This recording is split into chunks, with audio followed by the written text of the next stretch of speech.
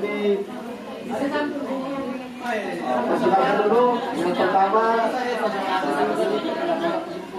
Haji Muhammad Yusuf memperkenalkan aksi nyata dengan inspirasi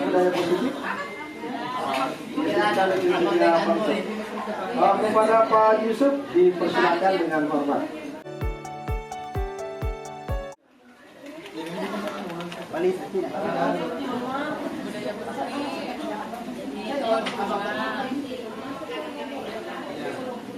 Assalamualaikum warahmatullahi wabarakatuh. Alhamdulillah, puji syukur kita panjatkan kepada Allah Subhanahu wa taala karena pada hari ini kita masih diberikan kesempatan dalam rangka mengikuti kegiatan diseminasi budaya positif yang merupakan tugas kami sebagai calon guru penggerak. Terima kasih kepada Bapak Kepala Sekolah, kepada Bapak Ibu Wakil Kepala Sekolah serta rekan-rekan guru sekalian. Ya, pada hari ini telah meluangkan waktunya untuk mendengarkan ataukah mengikuti diseminasi yang kami sampaikan. Ya, adapun aksi nyata yaitu budaya positif yang kami laksanakan. Jadi untuk karena kita akan membahas budaya positif, jadi mungkin sejenak bisa Bapak Ibu berdiri, ya, bisa senyum selama 30 detik. Ya, karena sudah dari tadi mungkin dari tadi sudah banyak aktivitas yang telah kita laksanakan. Ya, Bapak Ibu bisa berdiri dan saling berhadapan, berikan senyum terbaik kepada temannya sampai kelihatan gigi. Ya, mungkin Pak Irfan bisa dilihat stopwatchnya. Ya, 30 detik, minimal 30 detik.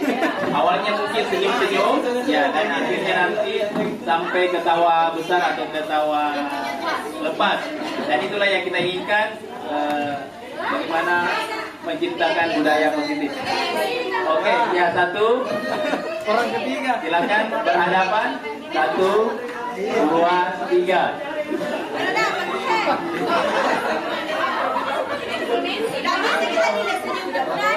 Ya, terima kasih banyak. Ya, mudah-mudahan sudah tercipta hal-hal positif dari apa yang kita lakukan barusan. Oke, selanjutnya sebelum kita lebih lanjut, lebih lama ke depannya, ya, kita mungkin bisa melakukan kesepakatan kelas, ya, atau kesepakatan pada pertemuan kita pada pada siang hari ini. Mungkin bisa kesepakatan, ada beberapa kesepakatan kelas yang bisa kita bangun. Ya, yang pertama, menghargai siapapun. Ya, bagaimana dengan pernyataan ini? Apakah kita sepakati pada forum ini? Oke, kita sepakati. Kemudian yang kedua, menjadi pendengar yang baik. Oke, sepakat. Selanjutnya mungkin ada tambahan dari Bapak Ibu sekalian. Ada hal yang lain yang ingin ditambahkan? Atau mungkin minta izin ketika ingin keluar dan sebagainya. Ya. Oke. Mungkin ada lagi selain itu? Ya, kalau sudah tidak ada kita lanjut, ya. Kita Balik. Kirim cepat. Siapa saya? Ya. Izin jika ingin keluar atau meninggalkan forum ini. Oke, kita lanjut. Adapun yang ingin saya sampaikan pada diseminasi budaya positif ini, yaitu yang pertama adalah disiplin positif dan motivasi perilaku manusia. Ya, disiplin positif, ya, mungkin Bapak Ibu bisa menyampaikan, ada yang bisa menyampaikan apa itu disiplin positif? Saya persilakan. Berterima kasih setelah meminjam barang. Ya, dari Pak Masdi mengatakan bahwa salah satu disiplin positif adalah berterima kasih ketika meminjam barang atau mengembalikan barang yang dipinjam di tempatnya. Jadi itu mungkin salah satu disiplin positif. Oke, kita lanjut. Ya, jadi sebagai seorang guru yang baik harus memiliki kemampuan dalam mewujudkan budaya positif di sekolah. Budaya positif tersebut dapat dijalankan dengan menerapkan konsep-konsep inti seperti yang pertama disiplin positif, kemudian motivasi perilaku manusia, kemudian keyakinan kelas atau sekolah, kemudian kebutuhan dasar manusia, selanjutnya posisi kontrol, restitusi, dan segitiga restitusi. Oke, yang pertama disiplin positif. Ya, tadi sudah ada pernyataan dari Pak Masli mengenai disiplin positif. Salah satu contohnya seperti itu. Oke, lanjut. Ya, jadi disiplin positif ya merupakan suatu cara atau penerapan disiplin yang mengajarkan anak bertanggung jawab dan menumbuhkan kesadaran diri berdasarkan nilai-nilai kebajikan. Ya, selanjutnya disiplin positif lebih ke arah disiplin diri yang dapat mengontrol diri dalam melakukan segala tindakan. Ya, lanjut. Disiplin diri dapat membuat murid memahami dan menyadari berdasarkan motivasi internal, bukan akibat paksaan, ujian ataupun hukuman. Jadi itulah mengenai disiplin positif. Kira-kira disiplin positif yang bisa kita terapkan di sekolah seperti apa? Ya, contoh disiplin positif. Saling mengingatkan kalau terlambat mengajar. Ya, saling mengingatkan atau memberitahu ketika terlambat mengajar. Ada yang lain disiplin positif yang bisa kita terapkan di sekolah?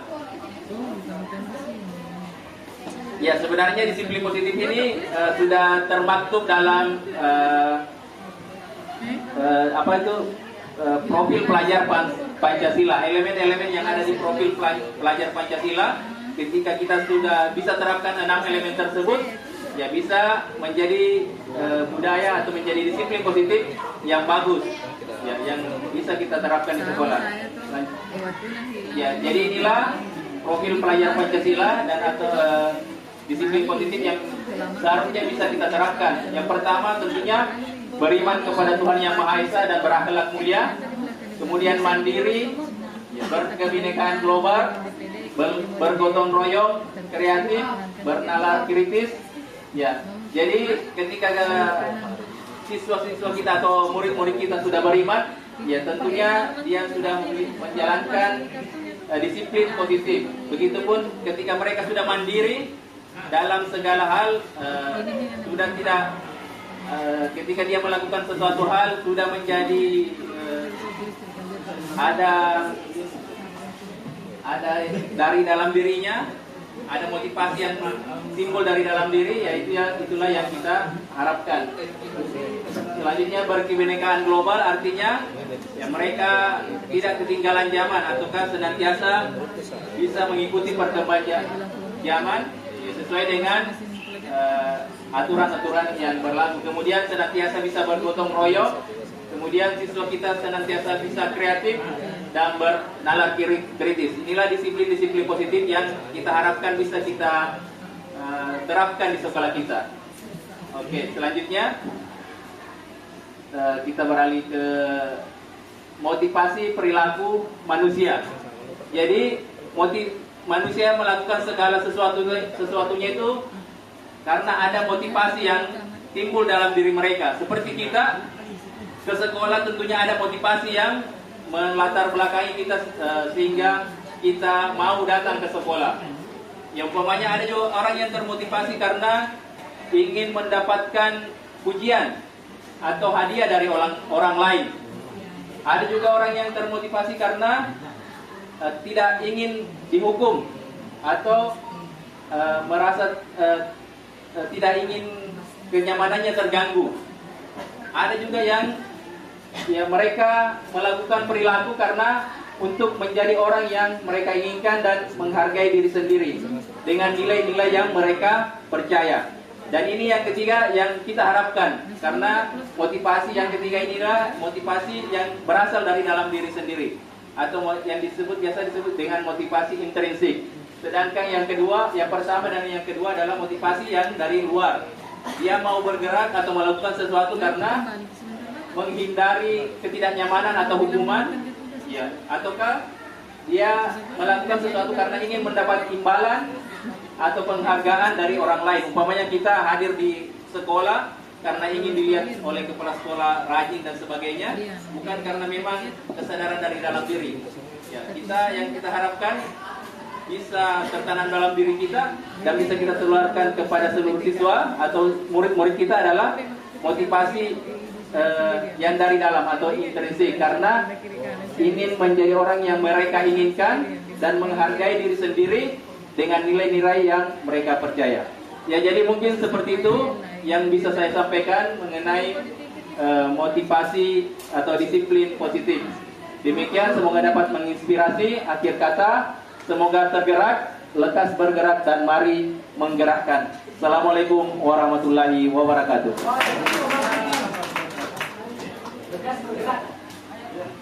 Terima kasih atas persentase kepada Pak Haji Muhammad itu. Kita berikan aplaus.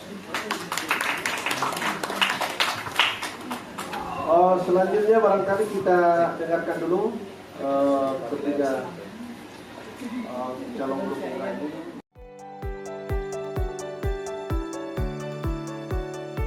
Yusrina SPD, kepada Anda silakan. Baik, terima kasih. Assalamualaikum warahmatullahi wabarakatuh. Saya akan melanjutkan diseminasi budaya positif tentang keyakinan kelas dan kebutuhan dasar manusia. Ya, berbicara tentang keyakinan kelas, materi yang pertama yang saya bawakan itu adalah keyakinan kelas. Nah, di sini mengapa keyakinan kelas dan mengapa tidak atau bukan peraturan kelas saja? Nah, keyakinan atau peraturan kelas. Di sini ada dua pertanyaan yang saya tuangkan. Yang pertama itu adalah mengapa kita memiliki peraturan tentang penggunaan helm pada saat mengendarai kendaraan roda 2 atau motor. Kemudian, pertanyaan yang kedua, mengapa kita memiliki peraturan tentang penggunaan masker dan mencuci tangan setiap saat? Nah, dua pertanyaan ini kita bisa melihat dan kategorikan apakah kalimat ini masuk dalam kalimat keyakinan atau merupakan peraturan. Ya. Jadi, mengapa kita memiliki peraturan tentang penggunaan helm pada saat mengendarai motor atau kendaraan roda 2? Tentunya kita dalam diri kita itu mempunyai keyakinan bahwa kita meyakini akan keselamatan kita. Ya. Kemudian yang kedua, mengapa kita menggunakan masker? Tentunya kita juga mempunyai keyakinan tentang kesehatan kita. Iya. Nah, nilai-nilai keselamatan atau kesehatan inilah yang kita sebut sebagai suatu keyakinan, yaitu nilai-nilai kebajikan universal yang disepakati secara tersirat dan tersurat, lepas dari latar belakang, suku, negara, bahasa maupun agama. Keyakinan seseorang akan lebih memotivasi seseorang dari dalam. Seseorang akan lebih tergerak dan bersemangat untuk menjalankan keyakinannya daripada hanya sekedar mengikuti serangkaian peraturan tertulis tanpa makna. Nah, jadi keyakinan itu membuat orang lebih tergerak dibandingkan dengan peraturan. Silakan, Pak.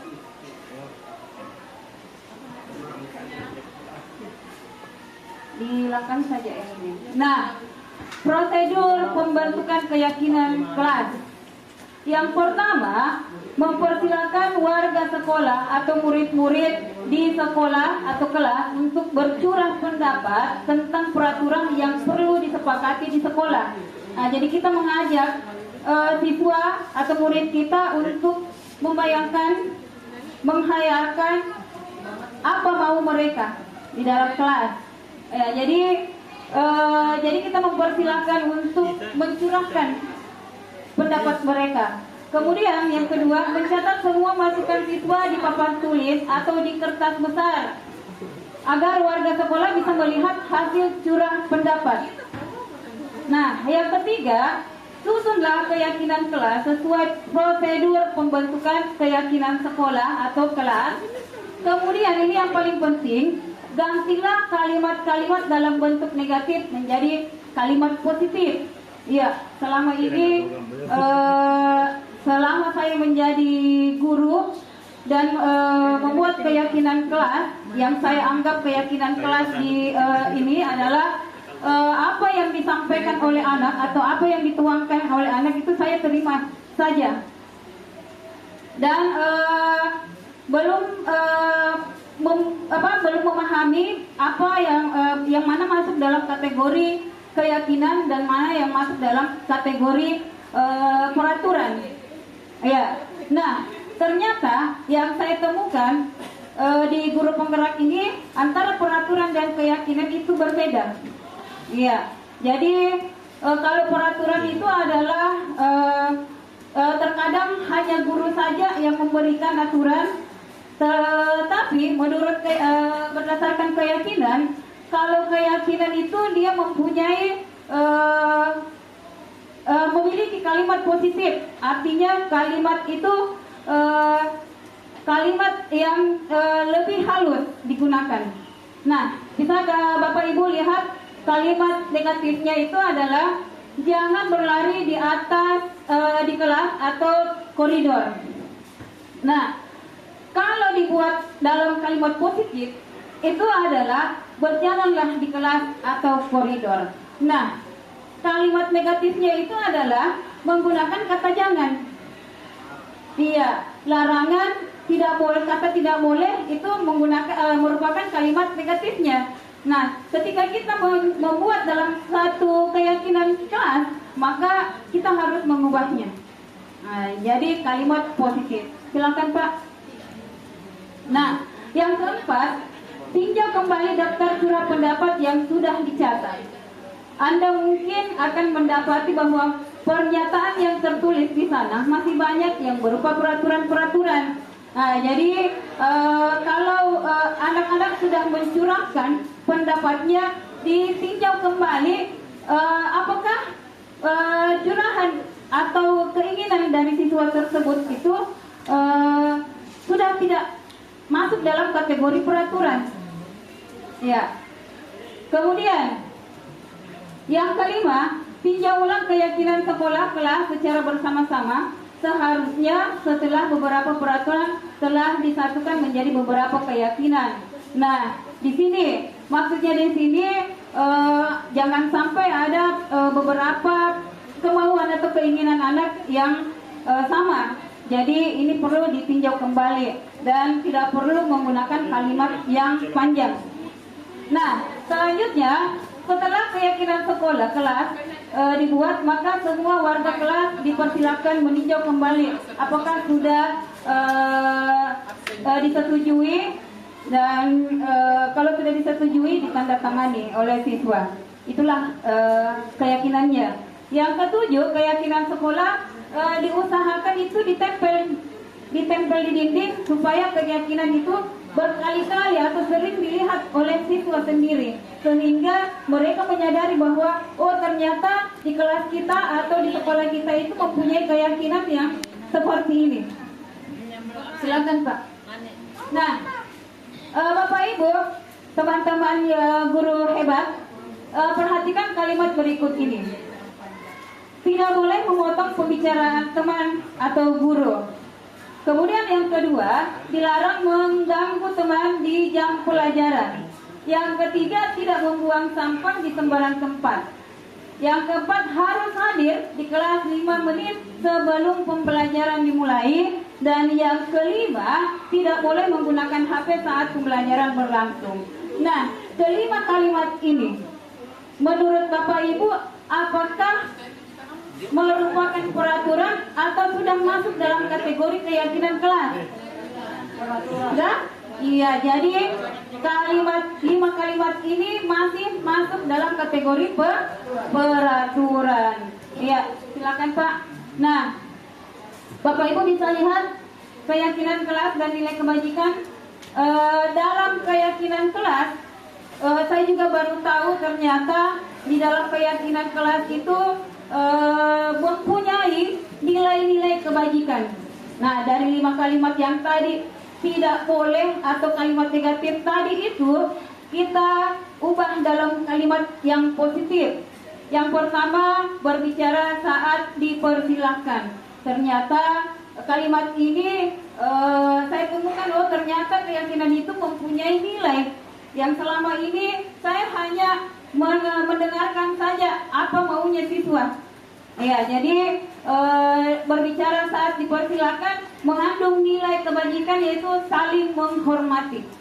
Kemudian belajar dengan tenang, nilai kebajikannya itu adalah disiplin dan menghormati.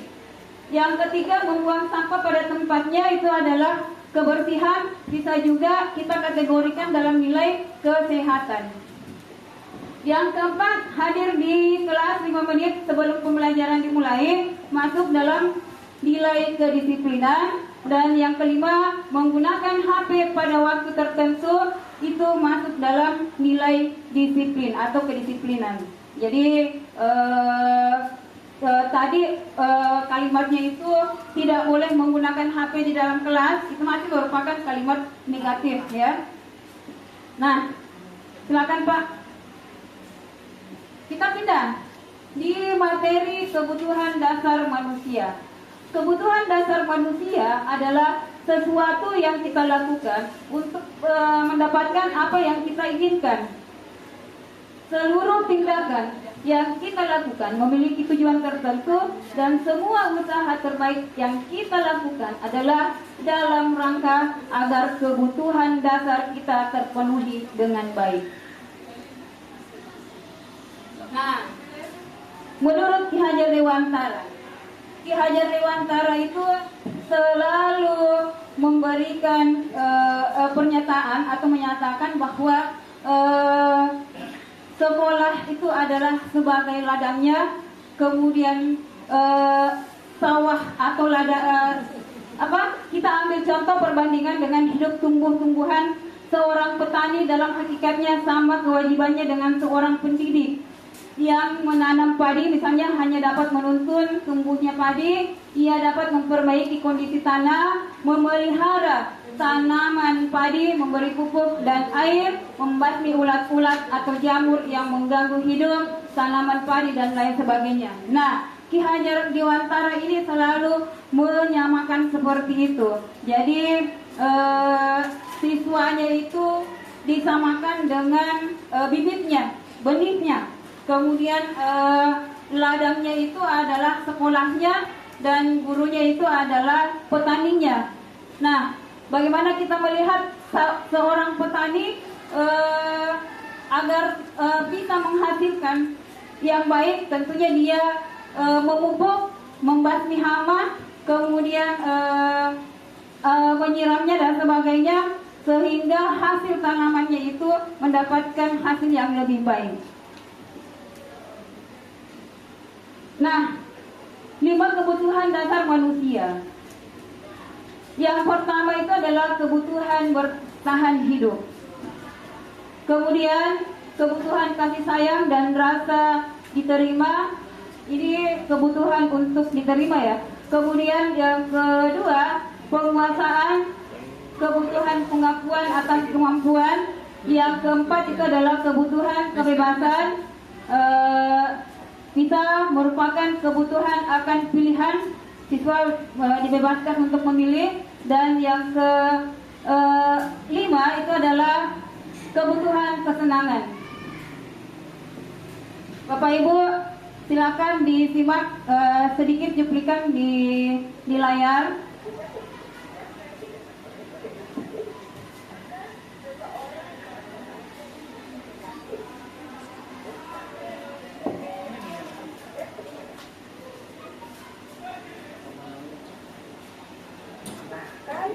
Mereka dapat melakukan perbuatan yang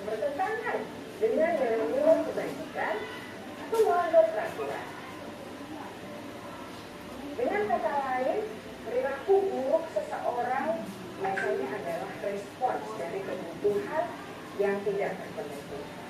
Namun, mereka tidak tahu cara untuk menyampaikannya.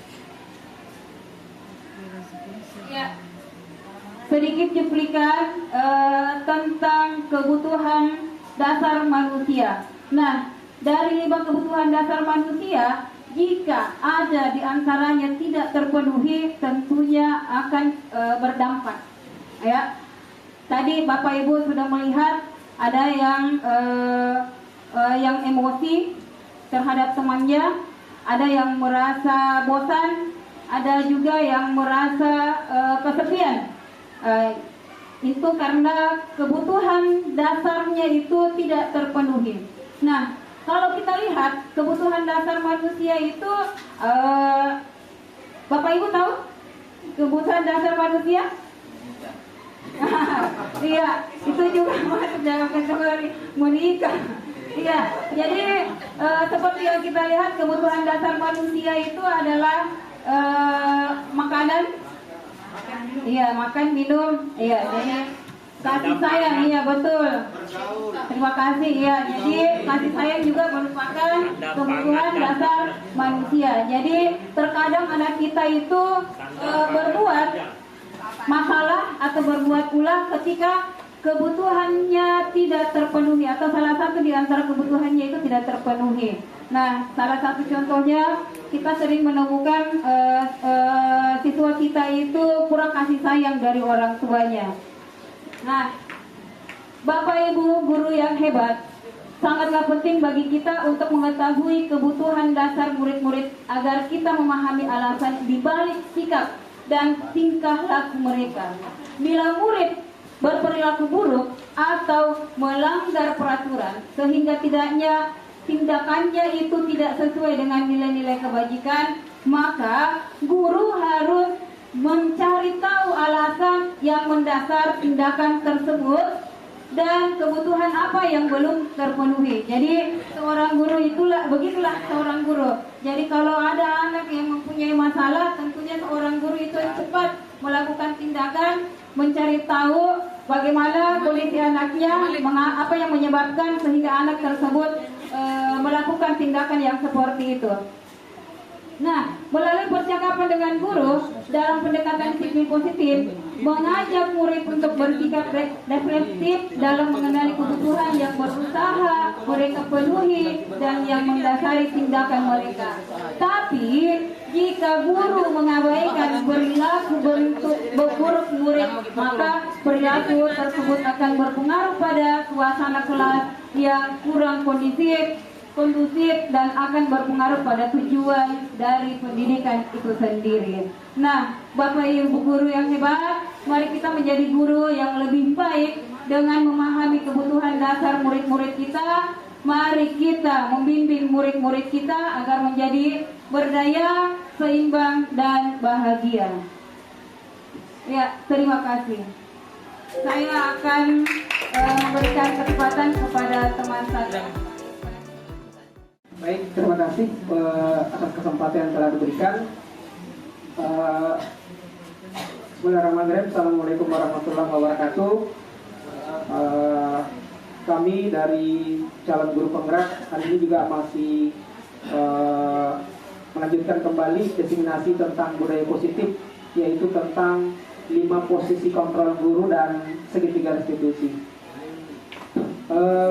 Baik, sebagai adapun tujuan kegiatan diseminasi ini, tentunya kami calon guru penggerak dapat melakukan refleksi diri atau praktik tentang disiplin selama yang berdampak kepada murid, kemudian penerapan disiplin restitusi untuk sebagai minimal sebagai pemantau dan kalau bisa sebagai posisi manajer supaya menghasilkan murid yang bertanggung jawab, mandiri dan merdeka.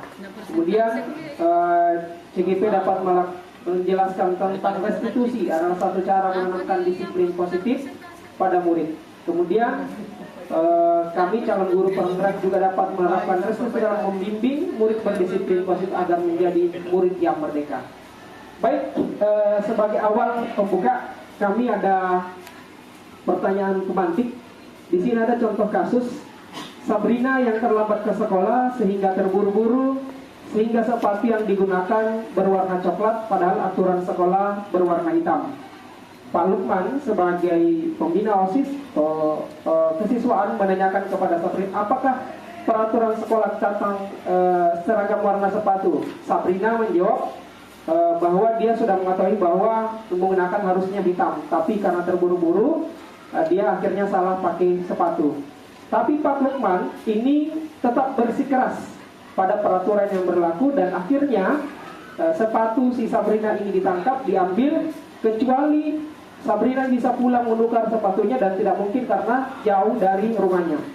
Kata Pak Lukman, ya sudah, kamu sudah melanggar peraturan, kamu salah, kamu terlambat, salah pula warna sepatunya. Segera buka sepatumu dan kamu tidak usah pakai sepatu selama kamu tidak bisa ganti. Nanti pulang sekolah baru biasa diambil. Nah, sekarang dari pertanyaan pertama, yang kasus pertama tentang sepatu.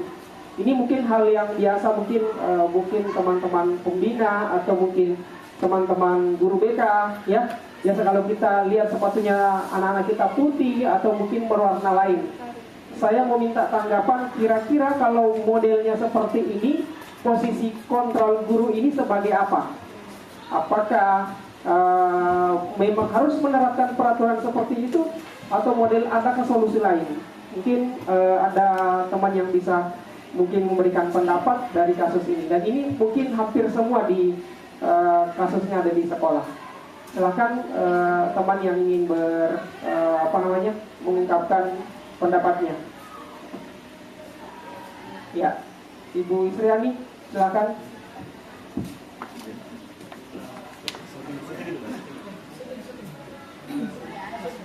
Assalamualaikum warahmatullahi wabarakatuh. Assalamualaikum warahmatullahi wabarakatuh. Menyangkut kasus sepatu, kalau mendengar masalah keterlambatannya hanya gara-gara terburu-buru sehingga lupa akan warna atau ketentuan yang ada di sekolah, itu sebenarnya kalau kami dari pihak BK itu ada dua. Iya. Terkadang kami ingin untuk lebih mengetahui apa penyebabnya, tapi terkadang kita terikat juga dengan peraturan sekolah yang terkadang bilang suruh pulang ganti. Itu yang pertama. Yang kedua, ada juga terkadang yang bilang kasih peringatan saja untuk agar supaya besok tidak memakai lagi. Jadi kami sebenarnya guru BK terkadang posisinya harus mengikut meskipun tidak sesuai dengan apa yang ada di BK, seperti itu. Oke, jadi masih ada rasa belas kasihan kepada siswa, kemudian atau mencari solusinya seperti apa dan memperingatinya. Baik, itu mungkin kasus pertama dari teman kita. Kemudian ya sekarang kita akan coba bahas. Jadi sebenarnya menurut Diana Gosen dalam bukunya Restitusi, jadi guru itu mempunyai 5 posisi kontrol. Yang pertama ada namanya guru sebagai penghukum. Yang kedua guru sebagai pembuat rasa bersalah. Kemudian guru sebagai teman, guru sebagai pemantau, dan guru sebagai manajer. Baik, kita akan coba bahas bersama. Kemudian guru sebagai penghukum. Bagaimana guru sebagai penghukum? Seorang penghukum biasanya menggunakan hukum fisik maupun verbal. Dan ini tentunya dengan adanya peraturan tentang satuan tugas tentang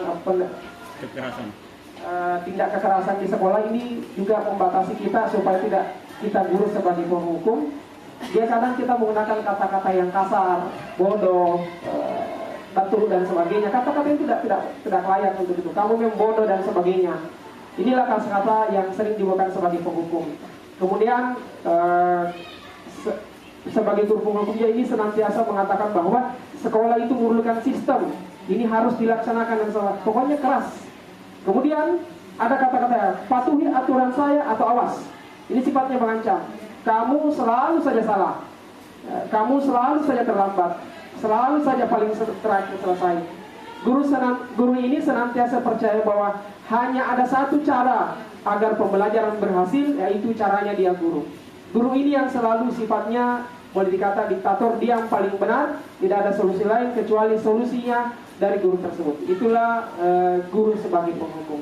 Tentunya kita tidak ingin kita dianggap sebagai guru penghukum. Kemudian guru sebagai pembuat merasa bersalah. Ini posisi yang kedua. Pada posisi ini guru bersuara lebih lembut, pembuat rasa bersalah, akan menggunakan keheningan, membuat orang lain merasa tidak nyaman, bersalah dan rendah diri. Kata-kata yang biasa digunakan, ibu sangat kecewa sekali dengan kamu. Berapa kali harus saya beritahu kamu ya? Gimana? Kalau orang tua kamu berbuat seperti, kalau orang tua tak tahu bagaimana? Ya, di posisi ini murid memiliki penilaian diri yang buruk tentang dirinya. Murid terasa tidak berharga dan telah mengecewakan orang-orang di sekitarnya. Inilah maksud dari guru sebagai pembuat rasa bersalah. Ya, kadang kita yang ini masih sering dilakukan oleh teman-teman kita, termasuk saya, yang kadang supaya dengan kami mempelajari posisi kontrol guru ini, tentunya ada perubahan yang akan kita lakukan. Kemudian guru sebagai teman. Guru pada posisi ini tidak akan menyakiti guru, namun tetap berupaya mengontrol dan melalui persuasi. Posisi ini teman bisa negatif ataupun positif. Positif berupa hubungan baik guru dengan guru, guru dengan murid, guru di posisi menggunakan hubungan baik dan humor mempengaruhi seseorang. Pada posisi ini guru akan berkata, ayolah, jangan begitu, bantulah apa-apa dengan seperti ini, ayolah berubah dan sebagainya. Jadi kita sifatnya persuasif kalau modelnya guru sebagai teman. Kemudian guru sebagai pemantau. Jadi memantau itu berarti mengawasi. Pada saat mengawasi, kita bertanggung jawab atas perilaku orang yang kita awasi. Posisi pemantau berdasarkan peraturan dan konsekuensinya. Dengan menggunakan sanksi atau polisi, kita dapat memisahkan hubungan pribadi kita dengan murid. Sebagai seseorang, kemudian kita akan berkata, pemantau ini yang pertama, peraturannya apa? Misalnya anggaplah siswa kita ada yang panjang rambutnya. Di sekolah kita ini aturannya apa? Apakah panjang rambutnya atau begini Kak, cukur anak sekolah? Kadang saya seperti itu, siswa yang panjang rambutnya. Kita peraturannya, jadi kita mengacu ke peraturan. Jadi kemudian suruh cari solusinya seperti apa yang akan dilakukan, sanksinya apa, dan konsekuensinya. Itu sebagai pemantau. Dan yang terakhir, guru sebagai manajer. Jadi manajer ini posisi di mana guru bersama dengan murid. Ini sebaiknya kita duduk berdua, duduk bersama dengan siswa kita, berbicara dari hati ke hati, seperti apa, kenapa biasa lakukan seperti itu, apa penyebabnya, kemudian bagaimana dia mempertanggungjawabkan apa yang telah dilakukan, sehingga mendukung murid itu untuk menemukan solusi dan permasalahannya sendiri dan tidak berlanjut. Penekanannya untuk seorang manajer, apa yang kita yakini, peraturan apa yang dia yakini. Misalnya di jalan kelasnya tidak boleh dan sebagainya, berarti dia harus menghindari itu. Kemudian bagaimana jika dia sudah meyakininya, bagaimana, apakah dia sudah memperbaiki? Anggaplah dia sering terlambat, bagaimana cara solusinya supaya tidak terlambat? Saya mungkin Pak akan menyiapkan alarm misalnya seperti itu, atau saya akan disuruhkan bangun sama orang tua lebih cepat misalnya. Bisa banyak, jadi dia berusaha mencari, jadi kapan mau, apakah besok, terlambat lagi, tidak Pak. Itu supaya dia punya semangat. Jadi paling tidak di dalam diri mereka itu punya nilai motivasi internal, dan itu akan kita selalu lihat dan kita selalu pantau dan selalu mengingatkan siswa kita, sehingga nanti akan tercipta yang namanya disiplin positif. Kemudian ini adalah contoh posisi kontrol guru. Yang pertama adalah posisi penghukum. Ya. Siswa terlambat. Sini kamu. Ini kata-katanya agak kasar. Ya. Selalu terlambat. Nah ini kata-kata penghukum. Kamu deh, pasti terlambat. Ya. Saya Apa? Ya. Apa coba? Alasan Lebih kamu banyak saat parah. ini. Tidak ada solusi. Kamu tidak terlambat. Ya. Malas sekali ya kamu jadi anak. Nah, saya Dasar pemalas. tidak diberikan kesempatan untuk menjawab. Sudah berapa kali terlambat? Nah ini penghukum. Sana, kamu keliling lapangan basket 2 kali. Ya. kenapa saya harus ke lapangan basket, Bu? Kenapa? Kamu melawan ibu. Berani-beraninya jawab Sudah terlambat, masih berani jawab pula. Sekarang, keliling lapangan basket 5 kali sekalian. Biar kapok. Cepat. Ya, kalau kita lihat apa sebenarnya hubungan antara terlambat dengan lari keliling lapangan, itu tidak nyambung. Ya, seandainya yang terlambat mungkin di pelajaran olahraga, oke. Ya, itu. Makanya beda peraturan dan konsekuensinya. Konsekuensinya apa kalau dia terlambat? Mestinya mungkin ada dan sebagainya. Dibuat kesepakatan dan kita sebaiknya memberikan peluang kepada guru, kepada siswa untuk bisa menjawab apa alasan terlambatnya dan sebagainya. Oke.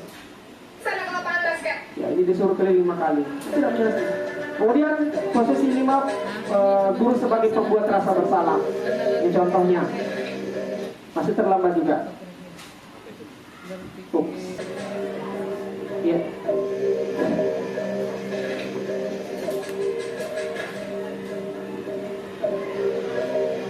Selanjutnya,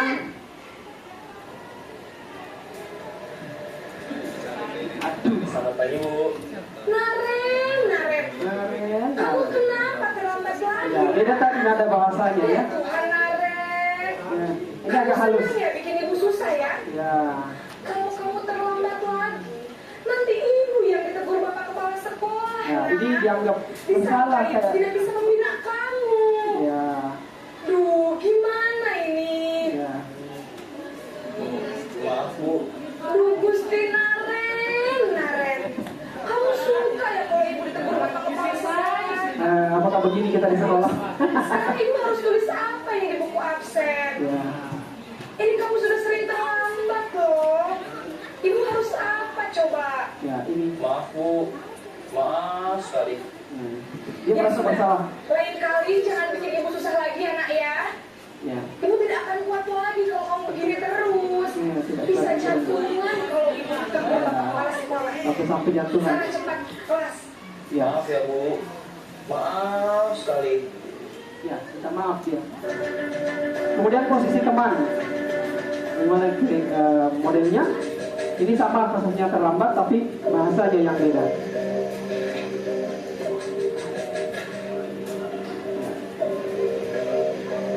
Naren,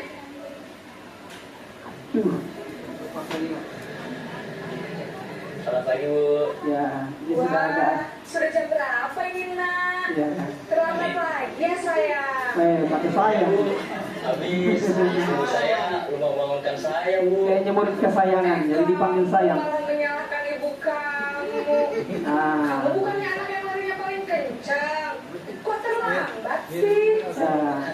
Iya, Dia Bu. agak bercanda Saya soalnya. lambat bangun tadi. Ya. Jadi, biarpun saya lari kencang, tetap gak kekejar, Bu. Ya, ini sudah mengungkapkan alasannya bahwa saya terlambat bangun, jadi terlambat. Larinya lebih kencang lagi ya. Biar gak terlambat lagi. Bikin seneng ibu. Demi ibu. Bisa kan? Bisa lah, Bu. Nah, dia akrab Ya dengan sudah gurunya, sana ke jadi anggap sekolah. seperti. Ibu beresin urusan absen kamu. Ya, Kamu itu ini guru ada-ada sebagai saja. teman. Kemudian guru sebagai posisi pemantau atau monitor.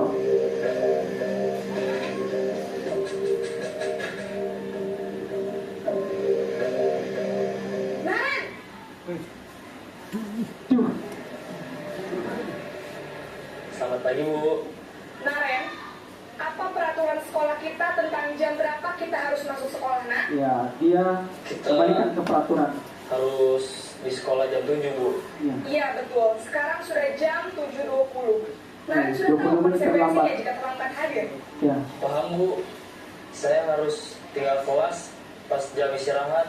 dia Selama dia 20 menit. mengganti ketertinggalan jam terlambatnya. Jadi nanti jam 9.30 pas istirahat, kamu harus tinggal di kelas, kerjakan tugas tambahan untuk ketertinggalan kamu, ya? Ya, jadi jam istirahatnya diambil, ada konsekuensinya. 30 menit terlambat, 30 menit juga harus tinggal tambahannya. Yang terakhir sebagai manajer. Naren,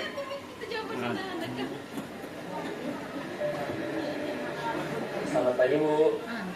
selamat pagi Naren. Ini ada Bu. Saya terlambat. Iya, sekolah masuknya jam 7, sekarang sudah jam 7.20. Ini sebagai Jadi manajer. sekarang bagaimana ini, Naren? Maaf Bu, saya lupa setel alarm saya semalam. Baiklah, menurut kamu, keyakinan sekolah yang mana yang perlu kamu tingkatkan?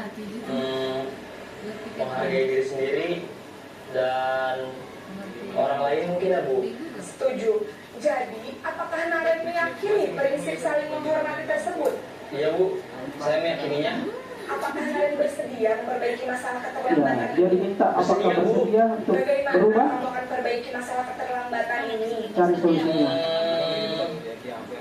Saya akan coba untuk tidak lupa menyetel alarm saya Bu. Baik, kalau Naren mau menyetel alarm di rumah, ada orang yang kira-kira bisa bantu mengingatkan tidak? Ada Bu, kakak saya, Kak Emma. Ada lagi selain Kak Emma? Selain Kak Emma, ada ibu saya. Baik, jadi yang mengingatkan Naren adalah Kak Emma dan ibu kamu ya? Kira-kira akan mulai start alarm kapan nih Ya, Naren? langsung actionnya. Setelah pulang sekolah, akan segera saya Ya, lakukan. jadi langsung Baik, siswa langsung ambil jadi tindakan. Naren akan setel alarm untuk bangun besok Ya, pagi ada solusi dan yang akan diberikan. diingatkan oleh kakak dan ibunda Naren ya. Ada lagi yang mungkin perlu dilakukan Naren agar tidak terlambat bangun lagi. Ada solusi. Baik Naren, terima kasih untuk kerjasama kamu. Sekarang kamu perlu kembali ke kelas untuk belajar. Baik Bu, terima kasih. Oke, baik teman-teman, itu tadi tentang 5 posisi kontrol guru. Jadi yang pertama ada posisi kontrol sebagai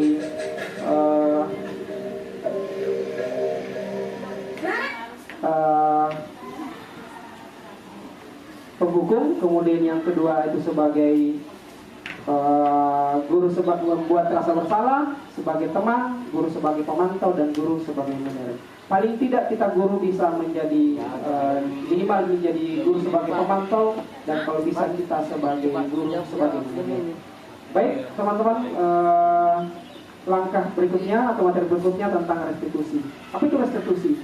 Biasa mungkin kita dengar atau kalau di guru penggerak itu sudah paham, teman-teman yang sudah CGP, kami baru dapat. Kalau biasanya sebelumnya Ibu Rahma, saya selalu dengar restitusi. Apa restitusi? Yang tahu saya itu lain dari itu istilahnya. Apa yang restitusi? Akhirnya setelah saya menjalani yang namanya guru penggerak, tahu istilah yang seperti itu. Oh, ini yang selalu disebut-sebut Ibu Rahma tentang restitusi. Mau restitusi itu anak-anak, apa ini? Apakah itu restitusi disebutkan hukum atau seperti apa? Akhirnya kami bertiga ini ternyata baru pelajari bahwa model restitusi seperti ini. Jadi proses ya, jadi proses itu adalah proses menciptakan bagi murid untuk memperbaiki kesalahan mereka, sehingga mereka bisa kembali pada kelompok mereka dengan karakter yang lebih kuat. Sebenarnya bukan kita mencari kesalahan mereka, tapi kita berusaha untuk mencari solusi apa yang cocok untuk bukan kita menyalahkan kesalahan, tapi kita cari solusinya. Jangan fokus kesalahan mereka, tapi fokus apa solusinya. Itu sebenarnya yang diharapkan dari restitusi. Di restitusi ini ada 3 tahapannya. Yang pertama menstabilkan identitas, validasi tindakan yang salah, dan menanyakan keyakinan. Di 3 restitusi yang pertama adalah menstabilkan identitas. Inilah bagian dasar yang bertujuan untuk mengubah identitas anak dari yang gagal menuju sukses karena melakukan kesalahan yang dilakukannya. Anak yang melanggar peraturan karena sedang mencari perhatian, ada anak yang sedang mengalami kegagalan. Dia akan memenuhi kebutuhan dasar namun ada benturan. Contohnya begini, berbuat salah itu tidak apa-apa, tidak ada yang sempurna, saya juga akan pernah melakukannya. Kita pasti bisa menyelesaikan itu. Ini adalah kata-kata yang digunakan untuk menstabilkan identitas. Bapak atau ibu tidak tertarik mencari siapa yang salah, tapi bapak ingin atau ibu ingin mencari solusinya seperti apa. Itu untuk menstabilkan identitas. Yang kedua, validasi tindakan yang salah. Setiap tindakan kita lakukan dengan dasar dan tujuan, yaitu untuk memenuhi kebutuhan dasar. Seperti tadi disebutkan oleh Ibu Yusrina tentang kebutuhan dasar manusia. Jika ada yang tidak sesuai, pasti dia akan melakukan melawan dan sebagainya. Kalau kita memahami kebutuhan dasar apa yang mendasari sebuah tindakan, namun kita akan mencari-cari cara untuk memenuhi kebutuhan tersebut. Guru akan berkata, kau pasti punya alasan kenapa seperti ini. Anggaplah temannya, Pak, ini selalu menyontek dan sebagainya, saya marah-marah sama dia. Oh, wajarlah kalau seperti itu, berarti dia akan melawan. Kenapa ini tidak dikerja tugas, hanya punyanya temannya dan contek dan sebagainya. Atau terlambat, kamu pasti punya alasan untuk itu. Kemudian, kamu patut bangga pada dirimu sendiri, kamu bisa telah melindungi apa yang paling penting buat kamu. Kamu boleh mempertahankan sikap itu, tapi kamu harus menambah sikap yang baru. Kemudian yang ketiga, menanyakan keyakinan. Pierre Contra yang menyatakan bahwa kita pada dasarnya termotivasi secara internal, maka anak akan siap dihubungkan dengan nilai-nilai yang dia percaya dan berpindah menjadi orang yang dia inginkan. Pertanyaannya itu menanyakan tentang keyakinan anak atau keyakinan kelas seperti yang tadi dibahas tadi, seperti apa. Kemudian guru akan berkata apa yang kita percaya di kelas kita, nilai-nilai apa yang perlu setelah disepakati, kemudian ingin seperti apa anak itu dan kamu ingin menjadi seperti apa. Itu tentang keyakinannya. Jadi seperti apa idealnya yang dia inginkan. Kemudian ini contoh video tentang penerapan segitiga restitusi. Ya, saya dengar kamu habis bertengkar ya dengan kita. Pak, habisnya saya yang melihat sini Pak. Kamu bisa Ini menstabilkan identitas. Sudah menyontek dengan saya Pak, bukan hanya saya yang dia contekin, tapi teman-teman yang lain juga dia contekin Pak. Oh iya, wajarlah kalau seperti itu. Bapak pun akan melakukan hal yang sama jika juga menyontek seperti itu. Oke, lalu apa yang kamu lakukan dengan Dika? Saya marah-marah Pak, dan maki-makian di depan kita dan mungkin Pak menjadi depan kita Pak. Oke, tentunya kamu punya alasan kenapa kamu sampai Ini validasi kita kan, kenapa kau lakukan itu divalidasi. Maksud saya jauh saja, saya maki-makian mengerjakan tugas, tapi Sunita hanya menyontek dan berlaku usaha sendiri Pak. ya wajar kamu marah karena pekerjaan kamu tidak ingin dicontoh oleh temanmu. Tapi untunglah kamu tidak sampai berbuat yang lebih buruk, itu misalnya memukul. Ya, Pak. Sekarang coba pikirkan tindakan amal kamu itu apakah sesuai dengan keyakinan kelas kita? Tidak Pak. Nah sekarang keyakinan kelas apa yang kita sudah sepakati? Saling menghargai teman dan menghormati teman Pak. Nah, menurut kamu saling menghormati itu penting nggak? Penting Pak. Oke. Nah sekarang apa kira-kira solusi dari permasalahan kamu ini? Saya akan lebih sabar dan jika ada teman saya yang menyontek, saya akan melapor kepada guru mapel tersebut dan saya akan melapor kepada wali kelas tersebut. Oke, nah, bagus sekali tindakanmu itu, artinya kamu sudah menemukan solusinya. Terima kasih sudah hadir di sini dan bisa menyelesaikan masalah kamu itu sendiri.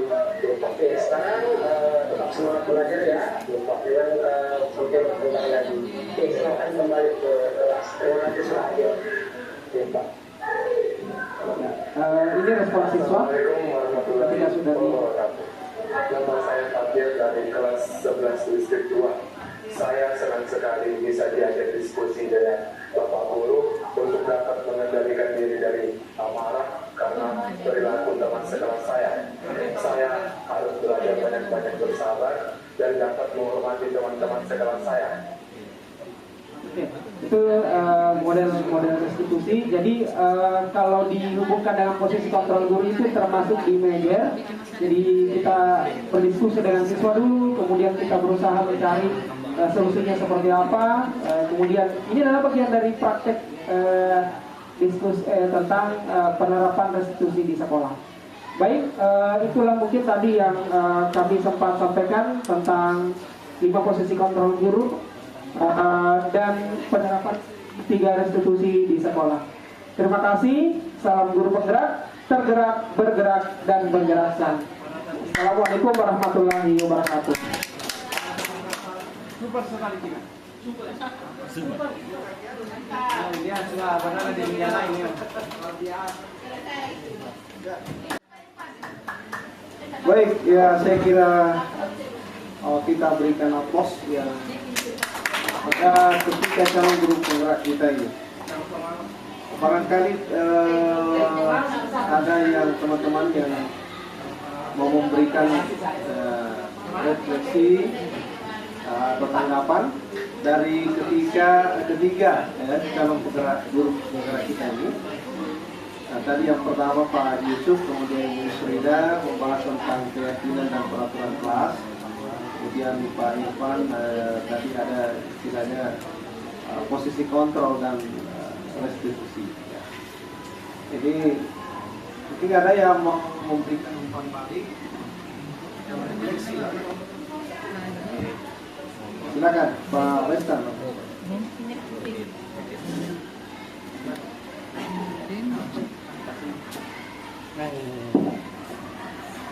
Baik, terima kasih. Kan? Ini menanggapi kelompok ini. Soal keyakinan kelas tadi yang disampaikan merubah kalimat negatif menjadi kalimat positif. Kopi ini di atas ya. Baik, saya tidak menyimak dari awal.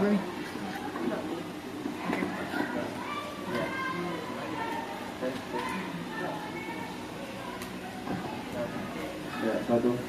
Ya, tadi saya tidak sempat menyimak dari awal tentang ada peraturan, ada keyakinan kelas.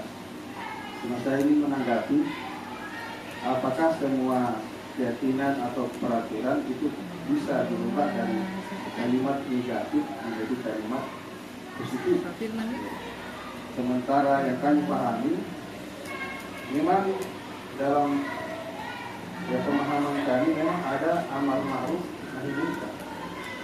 Kita mengenal kebaikan untuk diikuti dan kita mengenal keburukan untuk dijauhi, dihindari. Sehingga memang dalam bahasa Al-Quran itu ada kata la, ya, la tusyrik billah. Jadi janganlah berbuat syirik. Nah, tidak semua bentuk negatif bisa dirubah menjadi positif. Contohnya jangan merokok. Gimana merubahnya menjadi positif? Hirup udara yang bersih, tidak penting, ya, tidak relevan. Apalagi ini sering kami dengar juga dari ilmu parenting. Memang kalau bicara sama anak, ya jangan selalu bilang kata jangan. Ya, ternyata ada satu contoh kasus, anaknya dia memain itu kipas angin sampai rusak dengan. Dia bilang jangan bilang kata jangan rusak kipas angin. Jadi bagaimana cara menyampaikan kepada anak supaya dia tidak rusak itu kipas angin? Nah, ini perlu kita luruskan. Memang ini ada sedikit memang mengambil ya dari pakar parenting, jadi menghindari kata-kata jangan atau kalimat negatif. Ini perlu dipelajari kembali. Setelah kembali, apakah memang harus seperti itu? Apa yang sudah baik kita seperti itu? Menghilangkan kata jangan, sementara Al-Quran sendiri ada kata jangan, ya, lah, ya, la taqrabuz zina. Bagaimana caranya itu supaya kita bisa tidak berzina? Nah, tidak sampaikan zina. Menikahlah, belum tentu menikah. Kita bisa mengenal yang dilarang dalam teknik maka barangkali langsung ditanya. Masih ada yang lain? Masih ada.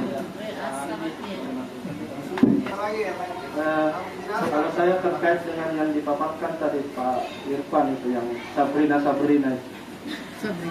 ya, kan tadi Ibu Suryani Bakri menurut perspektif dia, pandangan dia, karena dia berbeda ahlinya memang. Kalau menurut pandangan saya kan ada opsi tadi, ada opsinya disuruh pulang ya. Kalau saya opsinya dua, kita track recordnya dulu ini anak. Kalau memang ini anak sering terlambat, cocok itu disuruh pulang. Tapi kalau baru satu kali, ya mungkin kita bisa istilahnya memanusiakan manusia, ya. Jadi kita bisa memperbolehkan. Itu kalau kondisinya seperti itu, jadi kita melihat track recordnya. Kemudian yang kondisi yang kedua, kalau misalkan tergantung kegiatan yang sedang dilakukan di sekolah. Dari Pak Pak Wersan tentang keyakinan kelas. Jadi beda Pak antara keyakinan dan peraturan. Kalau peraturan itu sifatnya positif dan ada negatifnya. Jadi kita akan berusaha di sini yang kami dapatkan itu kita buat keyakinan.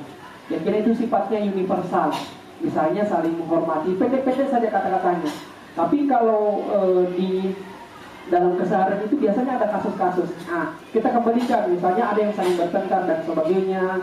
Harusnya seperti apa antara satu dengan teman yang lain. Maka disepakati. Makanya sebelum pembuat keyakinan kelas ini kita rembuk dulu guru dengan murid kita sendiri. Anggaplah kita dengan wali kelas dengan murid-muridnya.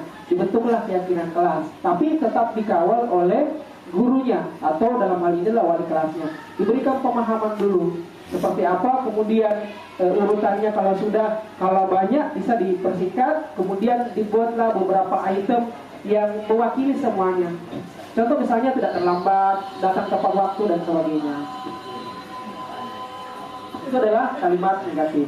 Itu yang ingin kami tanggapi. Yang kedua tentang disiplin positif tentang kasus Sabrina tadi, itu yang ini banyak terjadi di sekolah.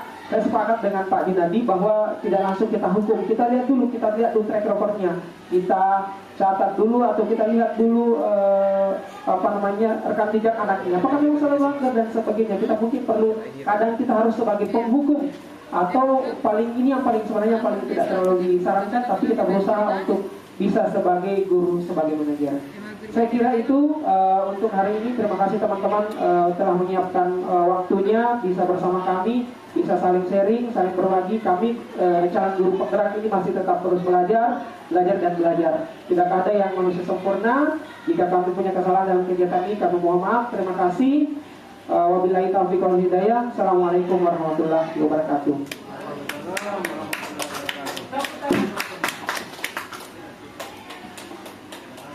Ya, pertemuan kita hari ini kita tutup karena sudah masuk salat asar. Ucapkan alhamdulillahirabbil alamin. Assalamualaikum warahmatullahi wabarakatuh.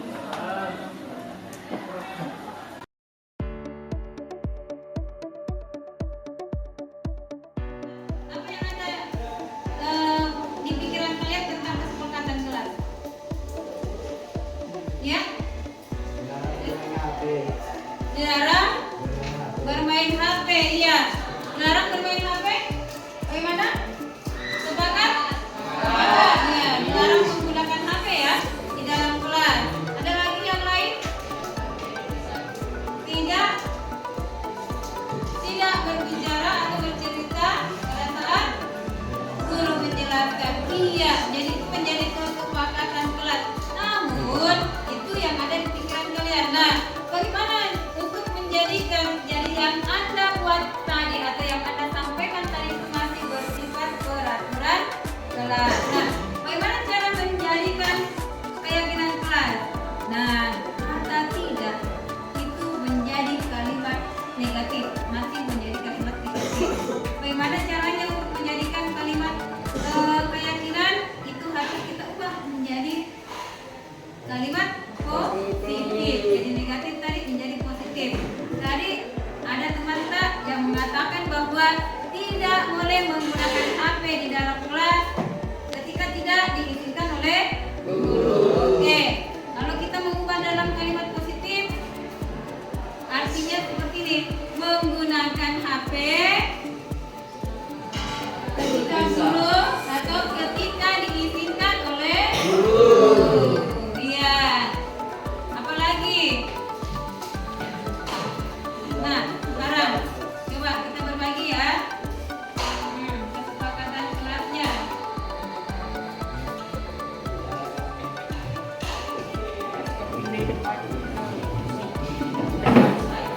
Silakan ditulis namanya sebagian atas.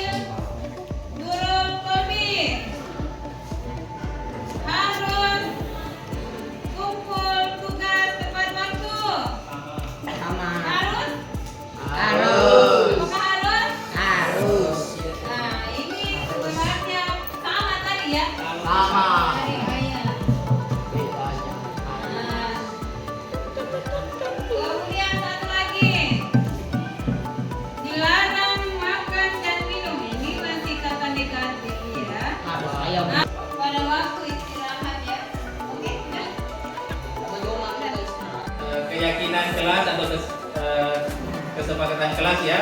Jadi kita buat keyakinan kelas, silakan setelah itu ditempel di atas, silakan dicatat dulu, kemudian ditempel di atas. Oke, yang sudah silakan.